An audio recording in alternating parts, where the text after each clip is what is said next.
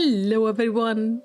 Little Lady's Day is here and I love this festival because everything is pink. I absolutely love the peach blossoms all over the place, all the pink trees, all the cute things.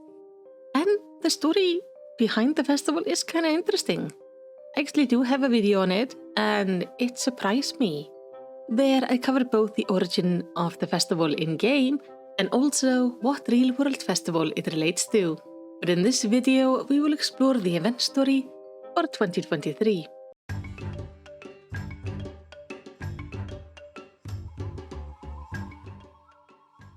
Like every time the festival goes around, we flock to Ul'dah and seek out the royal seneschal, who of course needs our help.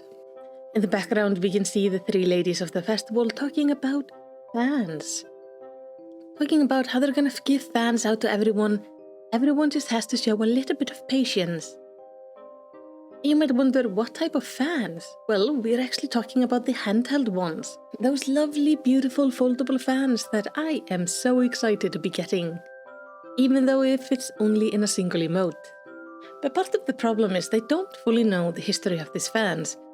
Now, Aldythia from the House of Thorn is investigating the history of the fans, but she is quite sickly, so she can't walk around too much, and, well, she's gonna need some help.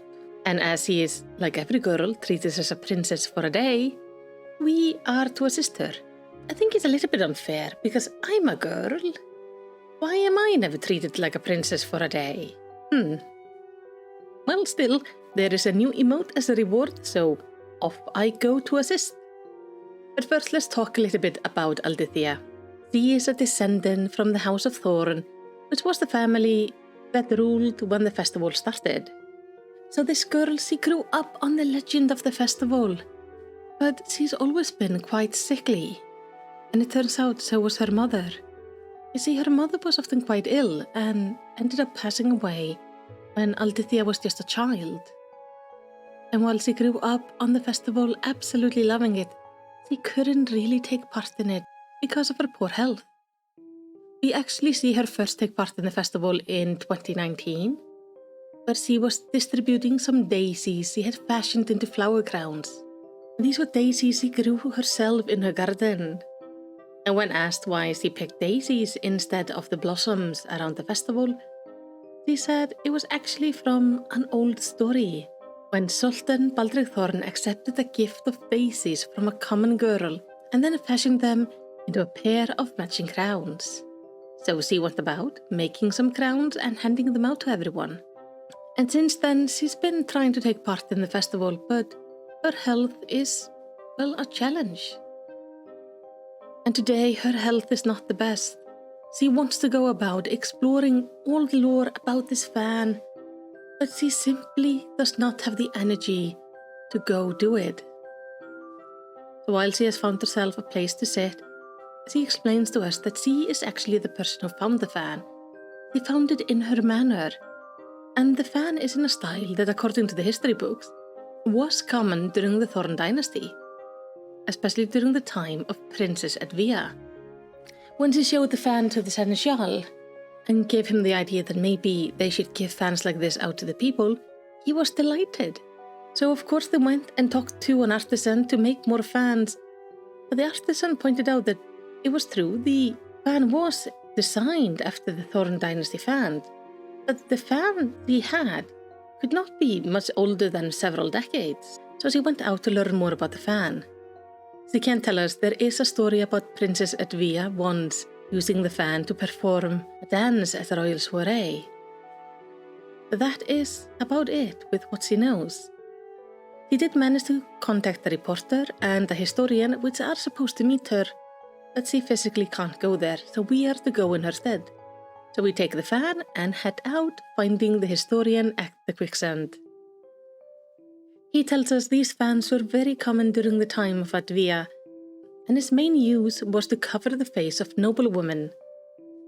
They were supposed to hide their face, it was just seen as proper, so they would usually have fans with them wherever they went. But Edvia was not one to follow the rules. So one day, during a soiree, she grabbed her fan and danced with it. and her seneschal and her father were aghast by this display. This was far from proper behavior. But the guests were absolutely fascinated, and the dance ended up getting the name of Little Lady's Dance. And it was actually passed down by woman to woman in the House of Thorn. But Aldith doesn't know this dance. Now, her mother should have passed it on to her, but most likely she never had the chance, as Aldithia was too young at the time. Our next stop is meeting the reporter. She is an older lady who actually remembers this particular fan. It used to belong to Aldithia's mother, Claudia. She said she interviewed Claudia when she was around 15 years old for an article on the Little Ladies' Day, and at the time she had the self-same fan with her. But Claudia had seemed so tired and not really able to do a proper interview, so the interview was cut short and the article was never written. And just like the historians, he is confused why Aldithia doesn't know about the fan. And yeah, it makes me wonder, why does Aldithia's father pretend he doesn't know about it?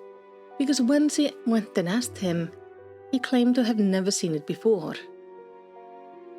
Because her mother did not manage to pass it on to her. But he's also confused why her father would keep this a secret. Aldithia is eager to learn more about this tradition of her family, and well, by this point we are quite invested, so of course we're willing to help. So this time we are sent off to find people who may have seen Claudia's performance all those years ago, which apparently would be wealthy middle-aged residents of Ulda. Luckily, we do find some. One of them is a woman who was apparently a friend of Claudia. She learned the dance from her and wants to teach the dance to Aldithia. So perhaps her heritage is not so lost. And while she goes off to find Aldithia to teach her the dance, we keep on talking to more people. And there is one man of note that we speak to. He claims to have also seen the dance. In fact, he was the one who encouraged Claudia to show the dance off to all, to perform it in the festival. But right after she collapsed from exhaustion, and he felt so much guilt for having put all this pressure on her. So he asked her to never do this again, as he did not want to put her health in danger. We would like to talk more to the man, but he seems to be looking for somebody, so we head off to speak to Aldithia. As we come there, she has already met Claudia's old friend and learned the dance. She is very excited, but before she can show us the dance, Rodolph, the family servant, comes running over. He has apparently been looking for her all over. She just upped and vanished from the manor, and her father and him were worried sick, which tells me that she did not tell anybody where she was going. Probably not the best choice.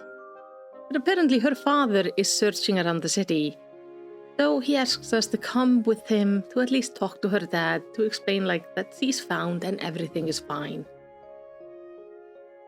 So we head out, meet her father, who turns out to actually be the nobleman we talked to before.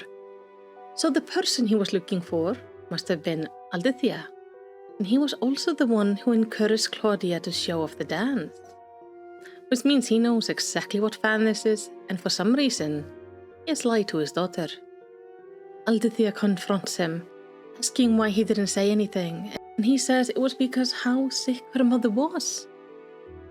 How much it took out of her. He doesn't want his daughter to suffer like this. And seeing the dance is a painful reminder of the loss he already had.